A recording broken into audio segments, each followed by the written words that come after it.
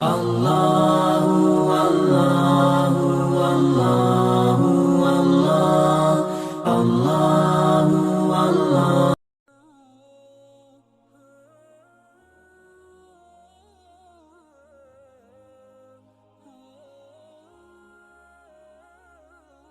علیکم ورحمۃ اللہ وبرکاتہ۔ انشاءاللہ عزیز کچھ واقعات جو ہے میں آپ کے سامنے رکھتا ہوں، کیونکہ ہم ایک ایسی جگہ بیٹھے ہیں اور اس جگہ پہ جب ہم بیٹھتے ہیں یا ایسی جگہ ہم جب جمع ہوتے ہیں اکیلے میں، تو قرآن میں جو واقعات اللہ رب العزت نے بیان کیے ہیں ان واقعات میں بہت ساری عبرتیں ہیں اور صحیح ماحول بھی ہے۔ میں انشاءاللہ عزیز کچھ واقعات آج آپ کے سامنے جو ہے رکھنے کی کوشش کروں گا۔ جہاں تک قرآن کے واقعوں کا تعلق ہے، پہلے تو یہ بات ہم دیکھیں گے کہ ان واقعات کے فوائد کیا ہیں۔ جو قرآن جو واقعات بیان کرتا ہے اس کے فائدے کیا ہم دیکھیں گے۔ اس سے ہوگا یہ کہ ہم کو یہ پتہ چلے گا کہ اللہ رب العزت نے جو قرآن میں قصص جس کو کہیں گے، سٹوریز کہیں گے، واقعات کہیں گے، یہ کیوں بیان کیا، اس کا مقصد کیا ہے۔ ورنہ ہوتا ایسا ہے کہ ہم بہت ساری بار بیٹھتے ہیں، قصے کہانیاں لوگ بیان کرتے ہیں، لیکن اگر وہ واقعے کا مقصد کیا تھا، مورل آف دا سٹوری جس کو بولیں گے، کہ واقعہ کیوں بیان کیا گیا، اگر وہ نہ پتہ ہو تو پھر اس واقعے کا صحیح فائدہ ہم اٹھا نہیں پاتے ہیں۔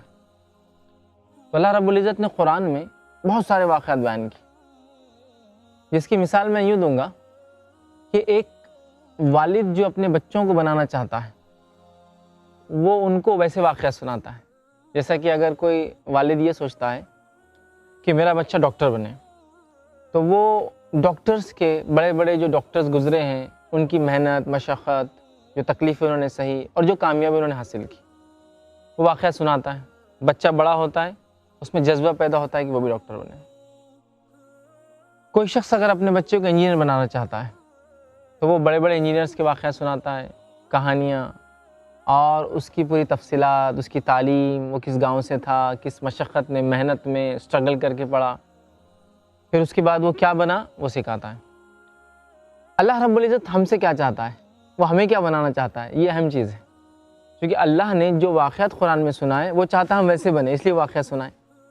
جیسے کہ پیرنٹس، والدین بچوں کو واقعہ سناتے جو بنانا چاہتے ہیں، تو اللہ تعالیٰ نے قرآن میں ایمان والوں کے واقعات سنائے، بالخصوص ایمان میں جو سب سے اعلیٰ درجے کے لوگ تھے جن کو انبیاء کہتے پہلے، ان کے واقعات، پھر انبیاءوں پہ ایمان لانے کے واقعات، ان کی محنتیں اس دین کے لیے، ایمان کے لیے، اسلام کے لیے، ان کی مشقتیں، ان کی کوششیں، جو تکلیفیں ان کو اس پر آئی، اور اس کے بعد اللہ رب العزت نے ان کو کیا دیا اس دنیا میں اور آخرت میں ان کے لیے کیا ہوگا، یہ ہے اصل۔ دوسرا، یہ واقعات جو قرآن کے ہیں، یہ واقعات صرف سٹوریز نہیں ہے کہ ہاں سن لیے ماشاءاللہ، ایک واقعہ شروع ہوتا ہے، ایک بچہ پیدا ہوتا ہے اور اس بچے کو مارنے کے لیے بادشاہ مکمل کوشش کر رہا ہے، کہ بچہ پیدا ہونے کے بعد اسی بادشاہ کے گھر میں پلتا اور بڑا ہوتا ہے، اور ایک پورا قصہ چل رہا ہے، پھر اسی بچے کے ہاتھوں اس کی حکومت ختم ہو جاتی ہے۔ تو ہم نے تو سن لیا ماشاءاللہ زبردست کہانی تھی، اچھی سٹوری تھی، اچھا واقعہ قصہ تھا اور معاملہ ختم ہو گیا، ایسا نہیں ہے۔ یہ واقعہ جب قرآن بتا رہا ہے ایک بچے کا جو موسیٰ علیہ السلام ہے مثال کے طور پر، جن کو مارنے کے لیے فرعون نے سب کچھ کوشش کر لی اور ان کی پیدائش سے پہلے وہ ہر سال بچوں کو مارتا گیا، لیکن اللہ کا کرنا دیکھیے، جس سے وہ ڈرتا تھا وہ بچہ انہی کے گھر میں گیا، موسیٰ علیہ السلام وہیں پلے اور بڑے۔ تو اس میں ہمارے لیے بہت ساری نصیحتیں، وہ یہ ہے کہ سب سے برے حالات میں بھی اللہ تعالیٰ جس کو بچانا چاہتا ہے اس کو بچا لیتا ہے، یہ اس کی عبرت ہے۔ اسی طرح ان واقعوں میں نصیحتیں ہوتی ہیں، عبرت کے علاوہ نصیحتیں، مطلب جب ان واقعات کو ہم قرآن کے سنتے ہیں تو ہمیں بہت ساری چیزیں سیکھنے کو ملتی ہیں، نصیحتیں ہوتی ہیں، اس میں لیسنس ہوتے ہیں، اسباق ہوتے ہیں، چیپٹرز ہوتے ہیں، جن کو جب ہم سنتے ہیں تو اس سے ہم بہت سارے زندگی میں کیا عمل کریں وہ ہدایتیں حاصل کرتے ہیں۔ جیسا ایک مثال دیتا ہوں، ابھی واقعہ تو ہم سنیں گے انشاءاللہ آگے کوئی ایک، یوسف علیہ السلام، قرآن نے یوسف علیہ السلام کا واقعہ بیان کیا۔ جب یوسف علیہ السلام کا قرآن نے واقعہ بیان کیا تو جب ان کو عزیز مصر نے، مصر کے بادشاہ نے ایک پوزیشن دی کہ آپ کو پوزیشن لیجیے، بادشاہ تو وہ نہیں تھے لیکن پوزیشن دی کہ آپ کچھ، میں ملک میں آپ کو حصے دار بنانا چاہتا ہوں، کو پوزیشن پوسٹ دینا چاہتا ہوں، کیا لیں گے؟ تو انہوں نے کہا مجھے خزائن الارض، زمین سے جو چیزیں نکلتی ہے اس کا وزیر بنا دیجیے۔ تو ایک طرح سے جب خزائن الارض انسان کے کنٹرول میں آ جاتے ہیں تو آٹومیٹیکلی بہت سارا پاور وہ گین کر لیتا ہے، اور بنی اسرائیل کو بہت سارا فائدہ ہوا اس کی وجہ سے۔ اور اس کے بعد نتیجہ یہ ہوا کہ بنی اسرائیل کے پاس حکومت آئی، لیکن ان کی پھر خرابیوں اور برائی کی وجہ سے بعد میں فرعون کے دور آنے تک وہ غلام بھی بن گئے۔ تو یہاں پتہ چلا کہ اگر قوم کو کوئی فائدہ ہو سکتا ہے ایمان والوں کو، اور آپ کو کوئی موقع دے رہا ہے کہ کوئی آپ پوزیشن لے، ٹھیک ہے، عموماً اعتبار سے ذمہ داری لینے سے منع کیا گیا ہے، لیکن اسپیشل کیسز میں ذمہ داری بڑھ چڑھ کے لینا چاہیے جب لگتا ہے کہ ہم امت کا، قوم کا، لوگوں کا، ایمان والوں کا فائدہ پہنچا سکتے۔ یوسف علیہ السلام نے فوراً ذمہ داری لی، امپورٹنٹ پوزیشن لی، ایک دم خزائن الارض جس کو کہیں گے جو بھی زمین سے نکلتا ہے اس کی ذمہ داری لے لی۔ بہت سارے اس کے اندر جو ہے نصیحتیں ہوتی ہے وہ ہمیں ذہن میں ہونا چاہیے۔ اب آگے بڑھتے ہیں، اللہ تعالیٰ نے قرآن میں ان واقعات کو کیوں سنایا، اللہ تعالیٰ خود کیا بولتا ہے پہلے وہ دیکھ لیتے ہیں۔ یہ تو ہم نے ایک جنرل بات لی کہ ہاں یہ فائدے ہیں، یہ اس سے نتیجے نکل سکتے ہیں، لیکن اللہ کا بھی کچھ مقصد ہے۔ اللہ تعالیٰ کیا چاہتا ہے ان واقعات سے، کیوں اس نے سنایا، اس کے کچھ ریزنز ہیں، وہ ریزنز بھی انشاءاللہ ہم دیکھتے ہیں، ٹھیک ہے۔ تو آئیے کچھ وجوہات دیکھتے ہیں قرآن کیا کہتا ہے اس تعلق سے، ٹھیک ہے۔ پہلی چیز تو یہ، نبی اکرم صلی اللہ علیہ وسلم کو اللہ نے ان واقعات سنا کر گزشتہ قوموں کے حالات بیان کی کہ پہلے جو قومیں گزری ہیں ان کے کیا حالات تھے، یہ اس کا ایک مقصد ہے واقعہ سنانے کا، جس کے تعلق سے نبی اکرم صلی اللہ علیہ وسلم کو بیان کیا جا رہا ہے قرآن کے اندر سورہ یوسف سورہ نمبر 12 اس کی آیت نمبر 3۔ اللہ فرماتا ہے نحن نقص علیک احسن القصص بما اوحینا الیک ھذا القرآن وان کنت من قبلہ من الغافلین۔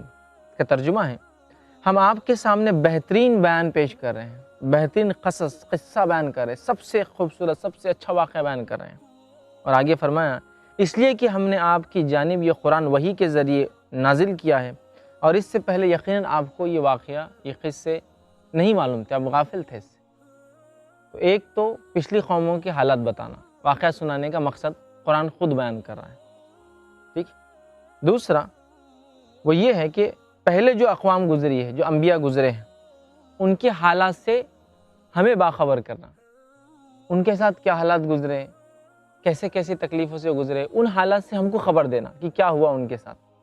کیونکہ ایسا بہت ساری بار ہوتا ہے، آپ لوگوں نے سنا ہوگا کہ آپ جب گھر میں بیٹھتے ہوں گے، جمع ہوتے لوگ، تو بولتے ہم نے سنا پہلے ایسا ہوتا تھا، تو پھر بڑے بولتے رک جاؤ ایسا نہیں تھا، ایسا تھا، وہ خبر دیتے ہیں۔ تو اللہ تعالیٰ نے بھی بہت سارے واقعات سنا کر پچھلی خبریں دی۔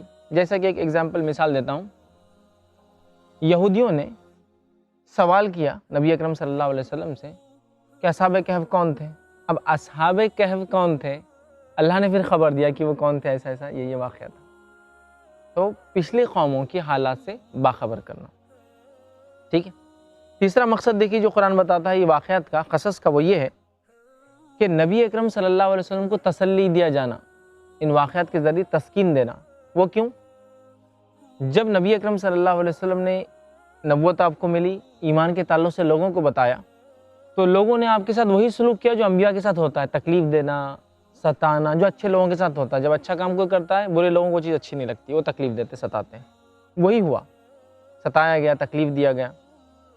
ایک مرتبہ صحابہ نبی اکرم صلی اللہ علیہ وسلم کے پاس آئے اور کہا اللہ کے رسول صلی اللہ علیہ وسلم، مشرکین مکہ نے بہت ظلم کر لیا ہم پر، اب آپ کیا کیجئے، جو قرآن واقعات آ رہے ہیں نا، نوح علیہ السلام نے بد دعا دے دی قوم کو، پھر یونس علیہ السلام کی قوم کے لیے عذاب کے بادل بھیجے گئے، پھر عاد اور سمود کے ساتھ کیا ہوا، تو آپ بھی کیا کیجئے، ایک بد دعا دے دیجئے، اس لیے کہ بہت تکلیف دے دی قوم نے۔ تو نبی اکرم صلی اللہ علیہ وسلم نے صحابہ سے کہا جو تم سے پہلے کے لوگ تھے، جو تم سے پہلے ایمان والے تھے، ان میں سے جب کوئی شخص ایمان لاتا، اللہ پر بھروسہ کر لیتا، ایمان لا لیتا کہ ایک رب ہے، اسی کی عبادت ہو، وہی سب کچھ کرنے والا ہے، تو اس کے آرے سے 2 ٹکڑے کر دیے جاتے 20، لیکن وہ چیز اس کو ایمان سے نہیں پھرتی۔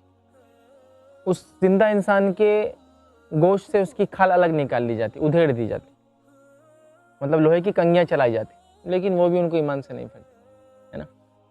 تو صحابہ سمجھ گئے کہ پچھلوں کے واقعات ہمارے لیے تسلی ہے، وہی پوائنٹ یہاں چل رہا تھا مطلب یہ کہ اللہ کی سنت اور طریقہ رہا ہے جب لوگوں نے ایمان کا دعویٰ کیا اللہ نے ان کا ٹیسٹ کیا. یہ ضروری ہے. دنیا میں بھی کیا ہوتا ہے, کوئی ایک شخص آپ کے پاس آئے ایک پیلا ٹکڑا لے کر اور کہے کہ میں بہت ابھی پریشان حال ہوں, یہ 2 تولے کا ہے, 20 گرام کا ہے, لے لو, قیمت تو جو ہے 25-50 ہزار چل رہی ہے تولا, آپ تھوڑا کم دے دو, لے لو. لیکن تو کیا آپ بولیں گے نہیں میرا دوست ہے مجبور ہے, لاؤ پیلا ٹکڑا لے لو, 50 ہزار لے لو, کریں گے آپ بولیں گے ٹھیک ہے آزما لیتے چل کے, اس کے بعد میں لے لوں گا, خرید لوں گا, ہے نا, یہی کریں گے نا. تو اللہ تعالیٰ بھی جب لوگ یہ دعویٰ کرتے ہیں ہم ایمان لائے تو ان کو ٹیسٹ کرتا ہے, آزماتا ہے.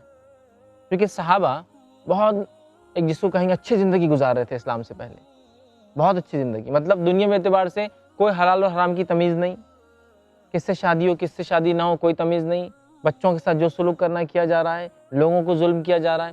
اسلام آنے کے بعد ان پہ کتنی آزمائشیں دیکھیے آپ, زمین گئی, جائیداد گئی, دولت گئی, بیوی گئے, بچے گئے, خاندان گیا, حتیٰ کہ مکہ بھی چلا گیا ایک زمانے میں, اور اپنے گھر سے نکل کر ان کو دوسرے شہروں میں جانا پڑا.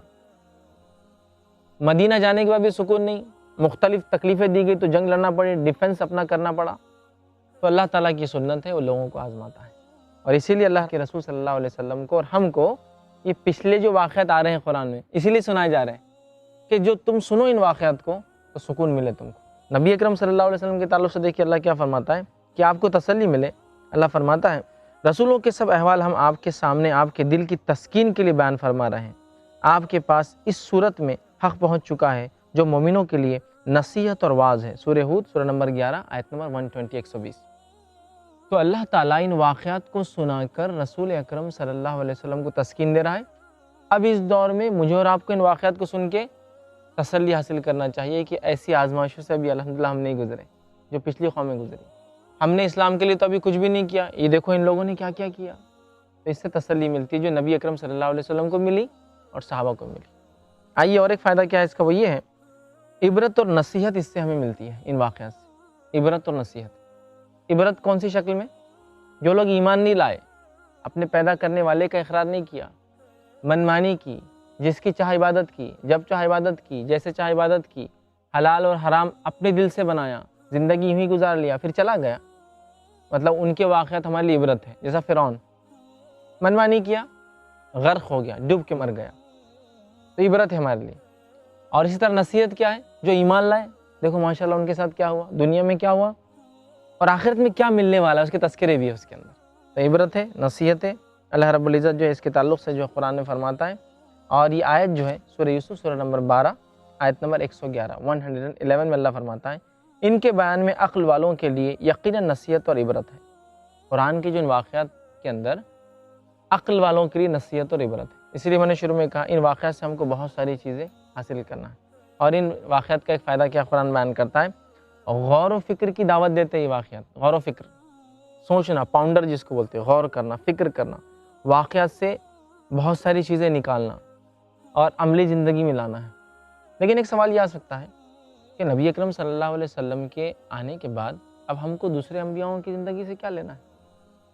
طریقہ تو نبی اکرم صلی اللہ علیہ وسلم کا ہی ہوگا, ان کی حکمتوں کو استعمال کرنا ہے ہم کو. وہ جو حکمت اللہ نے ان کو سجھائی تھی اس وقت وہ ہم کو لے لینا ہے. طریقہ نبی اکرم صلی اللہ علیہ وسلم, اور خود رسول اکرم صلی اللہ علیہ وسلم کو اللہ نے ان نبیوں کے طریقے پہ عمل کرنے کا حکم دیا. اس میں اللہ رب العزت قرآن میں فرماتا ہے سورہ انعام سورہ نمبر 6 آیت نمبر 90 میں اولئک الذین ھدی اللہ فبہداہ مقتدی. آیت کا ترجمہ ہے اولئک الذین ھدی اللہ, اے محمد صلی اللہ علیہ وسلم آپ سے پہلے کے جو نبی گزرے ہیں, رسول گزرے ہیں, میسنجرز, اپوسٹل جو گزرے ہیں وہ ہدایت پر تھے. فبہداہ مقتدی, آپ ان کی ہدایت کی پیروی کرنا. مقتدی کہتے ہیں پیچھے چلنے والے کو, جیسے نماز میں بولتے ہیں نا امام اور مقتدی, پیچھے چلتا ہے. امام نے اللہ اکبر کہا اس نے بھی اللہ اکبر, امام نے رکوع کیا اس نے بھی رکوع کیا, امام کھڑا ہوا اس نے بھی کھڑا, امام سجدہ کیا اس نے بھی سجدہ کیا. مقتدی. اولئک الذین ھدی اللہ, آپ سے پہلے کے نبی ہدایت پر تھے. فبہداہ مقتدی, پیروی کرو ان کے طریقے کی. اور نبی اکرم صلی اللہ علیہ وسلم نے کیا بھی. تو اللہ سبحانہ تعالیٰ قرآن میں فرماتا ہے اولئک الذین ھدی اللہ فبہداہ مقتدی, کہ نبی اکرم صلی اللہ علیہ وسلم کو فرما رہا ہے کہ آپ سے پہلے کے نبی ہدایت پر تھے اللہ کی طرف سے, آپ ان کی ہدایت کی پیروی کیجیے. ہمیں کیا کرنا ہے, ان واقعات سے نصیحتیں حاصل کرنا, عبرتیں لینا ہے, اور طریقہ کار محمد صلی اللہ علیہ وسلم کا ہوں گا. مطلب کوئی بھی چیز کے اندر، لیکن حکمتیں لی جا سکتی ہیں۔ اس کی ایک مثال دیتا ہوں۔ نبی اکرم صلی اللہ علیہ وسلم فتح مکہ ہے، ابھی مسلمان مکے میں داخل نہیں ہوئے، مکے سے باہر رکے ہوئے ہیں، ٹھیک ہے۔ ابو سفیان جو کہ مکے کے لیڈر ہیں، ایمان نہیں لائے تھے، ابھی اس واقعے کے بعد وہ لاتے ہیں، مطلب فتح مکہ سے ایک دن پہلے 2 دن پہلے وہ ایمان لاتے ہیں صرف۔ رات میں آتے ہیں اور مسلمان دوسرے دن صبح جانے والے مکے میں آ کر کہتے ہیں محمد صلی اللہ علیہ وسلم سے کہ میری قوم کو چھوڑ دو، غلطی بھی ہم سے جو بھی ہو۔ آپ نے فرماتے اب تو نہیں، معاہدہ توڑ دیا تم نے، اب تو جنگ ہوں گی یا پھر ہم کو مکہ لینا پڑے گا، اس لیے کہ معاہدہ یہی تھا کہ ہمارے آدمی کو تم نہیں چھڑو گے اور تمہارے آدمی کو ہم ماریں گے، اور انہوں نے قتل کیا کچھ صحابہ کا۔ اب وہ وہاں سے نکلے، ابوبکر صدیق رضی اللہ عنہ کے پاس گئے۔ ابوبکر صدیق رضی اللہ عنہ سے کہا کہ میں کیا کروں ایسا، محمد صلی اللہ علیہ وسلم کیا کرنے والے، کل پلاننگ کیا ہے تم لوگوں کی؟ کیا وہی کروں گے جو سلوک ہوتا ہے مکے میں، یا وہی سلوک کروں گے جو عربوں میں ہوتا ہے کہ جب کوئی قوم کسی بھی حملہ کرتی ہے تو سارے مردوں کو مار دیا جاتا ہے، عورتوں کو غلام بنا لیا جاتا ہے، بچوں کو بیچ دیا جاتا ہے، یہ ہوتا ہے؟ کیا ہونے والا ہے؟ ابوبکر صدیق رضی اللہ عنہ کیا فرماتے ہیں، مجھے ایسا لگتا ہے کہ تو ایک دوست ہی دوست کو اچھے سے پہچانتا ہے۔ ابوبکر صدیق رضی اللہ عنہ محمد صلی اللہ علیہ وسلم کے بہت جگری دوست، بہت جگری دوست۔ تو کہا مجھے ایسا لگتا ہے کل کیا ہونے والا سنو، کل محمد صلی اللہ علیہ وسلم یہ اعلان کرنے والے ہیں، مجھے ایسا لگتا ہے کہ کیا امید کرتے ہو تم مجھ سے، آج کیا سلوک کروں؟ ابو سفیان کو اس کا اندازہ تھا کہ جنگ بدر میں ہم انہیں کچھ نہیں کر سکے، جنگ احد میں معاملہ برابری کا رہا، ابھی بھی کچھ حل ہونے والا نہیں، اور اب یہ 2 جنگیں آپ دونوں کے درمیان ہو چکی تھی، پہلے اور بھی جنگیں تھیں لیکن یہ بڑی جنگ ہے جس کو ہم کہہ سکتے ہیں۔ تو وہ سمجھ چکے تھے کہ مسلمانوں کو شکست دینا ممکن نہیں ہے، اور اب تو مسلمانوں کی بڑی تعداد تھی کافی۔ اب جب نبی اکرم صلی اللہ علیہ وسلم آ رہے ہیں تو کہا ابوبکر صدیق نے مجھے ایسا لگتا ہے اعلان ہوگا، تو تم کیا کرنا جب یہ اعلان ہوگا تو یہ کہہ دینا ہم آپ سے وہی امید کرتے ہیں جو یوسف کے بھائیوں نے یوسف سے امید کی تھی، بس یہ بول دینا۔ نبی اکرم صلی اللہ علیہ وسلم مکے میں داخل ہوئے، پوچھا آج تم کیا امید کرتے ہو میرے سے؟ تو فوراً ان کو پہلے سے پتا تھا کیا بولنا ہے، کہہ دیا وہی امید کرتے ہیں جو یوسف کے بھائیوں نے یوسف سے کی تھی۔ کیا امید تھی یوسف کے بھائیوں کی یوسف سے علیہ السلام؟ یوسف علیہ السلام کے بھائیوں نے کیا کیا تھا ان کے ساتھ؟ ظلم کیا تھا، مارنے کی سازش کی تھی، قتل تو نہیں کیا تھا لیکن سوکھے کنویں میں ڈال دیا تھا، اس لیے کہ ایک بھائی نے بولا کہ قتل کرنا اچھا نہیں دکھتا، چھوڑ دو خود مر جائیں گے اندر۔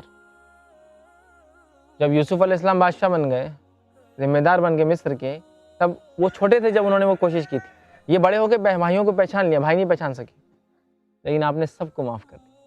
تو نبی اکرم صلی اللہ علیہ وسلم نے کہا جاؤ آج سب کو معافی ہے، سب کو معافی ہے، جو ابو سفیان کے گھر میں اس کو معافی ہے، ہماری کوئی جنگ نہیں، اس جو کعبے میں ہے اس سے جنگ نہیں ہے، آج کو جو گھر کے دروازے کے پیچھے اس سے کوئی جنگ نہیں۔ تو پتہ چلا نبی اکرم صلی اللہ علیہ وسلم نے کیا کیا، یوسف علیہ السلام نے جو کیا وہی کیا نا، پچھلے انبیاء ہدایت پر تھے نا، استعمال کیا گیا۔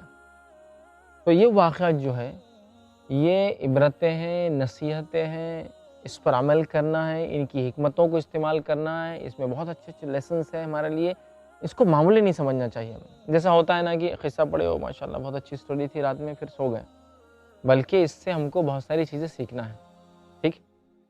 اب جو انبیاء تھے جن کے واقعات میں آپ کے سامنے رکھوں گا ایک کے بعد ایک، یہ انبیاء جو تھے یہ اللہ کے چوزن پیپل جس کو بولتے ہیں، چنندہ لوگ تھے، سلیکٹڈ پیپل، چوزن پیپل جس کو کہیں گے۔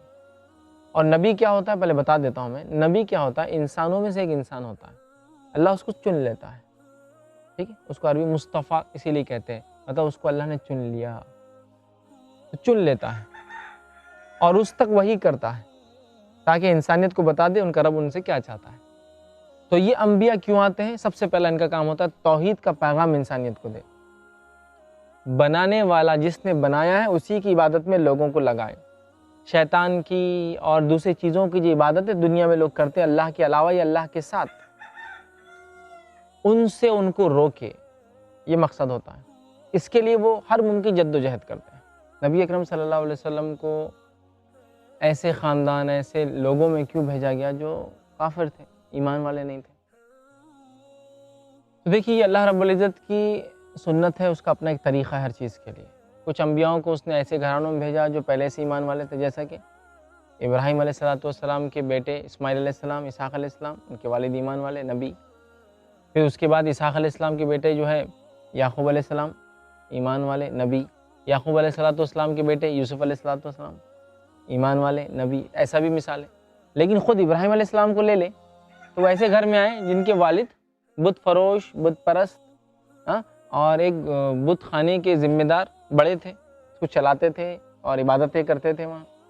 تو یہ اللہ کا اپنا طریقہ، اپنی ایک سنت جس کو کہیں گے کہ وہ جس کو جہاں چاہتا ہے وہاں سے چنتا ہے، چاہے پھر وہ خاندان مسلم ہو، چاہے وہ خاندان غیر مسلم ہو یا کافروں کا ہو سکتا ہے۔ تو بہرحال ہم جو باتیں دیکھ رہے تھے وہ یہی تھا کہ انبیاء علیہ السلام چوزن پیپل ہوتے ہیں، چنے ہوئے لوگ۔ اللہ اپنی توحید کے لیے ان کو بھیجتا ہے تاکہ لوگوں کو بتائے کہ اللہ کی عبادت کی جائے، اس کے علاوہ کسی کو شریک نہ کیا جائے، شرک سے لوگوں کو روکے۔ اس کام میں انبیاء حد سے گزر جاتے ہیں، اتنی محنت اور انتھک کوشش کرتے اسی کو انتہا نہیں۔ لیکن یہ بات بھی دیکھی گئی، انہیں اتنا ستایا گیا، اتنی تکلیفیں دی گئی کہ شاید کسی انسان کو اتنی دی جاتی اتنی ان کو دی جاتی، انبیاء کو، نبیوں کو۔ کیوں؟ اس لیے کہ یہ حق کا پیغام دیتے ہیں نا، تو تکلیفیں ہوتی ہیں۔ تو کسی پر جھوٹ کا الزام لگایا گیا، کسی پر نعوذ باللہ پاگل ہونے کا الزام لگایا گیا، کسی پر جادوگر اور کاہن ہونے کا الزام لگایا گیا، کسی پر زنا کا الزام، جیسا کہ یوسف علیہ السلام۔ لیکن انہوں نے سب کچھ برداشت کیا اللہ کے لیے، ٹھیک ہے، اور دعوت کا کام کرتے رہے تمام ظلموں کے بعد۔ پھر جو قوم ایمان لائی، اللہ نے دنیا میں بھی کامیاب کیا، آخرت میں بھی کامیاب کیا۔ اور جو قوم ایمان نہیں لائی، دنیا میں بھی ناکام رہی اور آخرت میں بھی ناکام رہی۔ دنیا کے عذابات بھی آئے ان پر، انشاءاللہ ہم دیکھیں گے جب واقعات، اس میں یہ بات آئیں گی، دنیا کے عذابات بھی آئے، آخرت کی تو پکڑ بہت ہی سخت ہے ان لوگوں کے لیے۔ اب دیکھیے کتنے انبیاء دنیا میں آئے، اس تعلق سے جو ایک حدیث، ایک روایت ملتی ہے وہ یہ ہے کہ دنیا میں 1,24,000 سے زیادہ انبیاء اور رسول آئے، جس میں سے 313 یا 315 کا ایک اس میں الفاظ آتے ہیں وہ رسول گزرے ہیں۔ اصل یہ ہے کہ ایک بات سے سمجھانے کے لیے، ہر رسول نبی ہوتا ہے لیکن ہر نبی رسول نہیں ہوتا ہے۔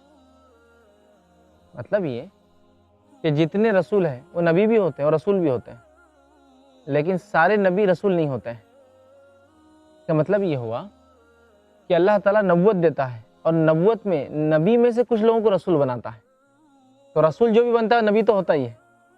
رسول کا مطلب نبی سے زیادہ ہوتا ہاں، وہ رسول اس کو کہتے ہیں جس کو یا تو نئی شریعت ملی یا تو اس پر کتاب نازل ہوئی۔ ہاں، مطلب نبوت تو سب کو ملی، چاہے رسول ہو چاہے نبی ہو، نبوت نبی تو مطلب وہ نبوت سب کو ہی ملتی ہے۔ نبوت میں جس کو کتاب ملی وہ رسول ہو گیا، نبوت میں جس کو نئے احکام ملے رسول ہو گیا، نبوت کے علاوہ مکمل نئی شریعت ملی جیسا کہ ابراہیم علیہ السلام، موسیٰ علیہ السلام، تو یہ ہو گئے رسول۔ تو 1,24,000 میں سے ایک روایت کے مطابق صرف 313 رسول تھے، باقی سب نبی تھے۔ ذکر تو دونوں چیزوں کا ہے، کتابوں میں جو ذکر ہے دونوں کا ہے، مطلب رسول بھی ہے نبی بھی ہے۔ جیسا کہ آدم علیہ السلام پہلے نبی تھے جو انسانیت کی طرف بھیجے گئے، لیکن نوح علیہ السلام پہلے رسول تھے جو انسانیت کی طرف بھیجے گئے۔ سمجھے آپ؟ آدم علیہ السلام کا تو اور بھی انبیاء آئے، لیکن نوح علیہ السلام وہ نبی تھے جو رسول بنے۔ تو یہ تھوڑا سا فرق ہوتا ہے کہ ہر رسول نبی تو ہوتا ہی ہے لیکن ہر نبی رسول نہیں۔ تب نبوت کے بعد ایک رسالت والا درجہ، اور علماء اس کے تعلق سے اور بھی بحث کرتے ہیں۔ میں نے آپ کو ایک دم جس کو ہم کہیں گے ایک عام زبان میں کہا، یا تو نئی شریعت، نیا احکام یا نئی کتاب لاتا ہے، یا تو پرانی کتاب کو ریوائز کر کے، جیسا توریت کہی عیسیٰ علیہ السلام آئے اور ریویژن ہوا، انجیل کی شکل میں نیا پرانے احکامات کو جدید کیا گیا، ٹھیک ہے۔ تو یہ تھوڑا سا دونوں کے اندر جو ہے فرق ہوتا ہے۔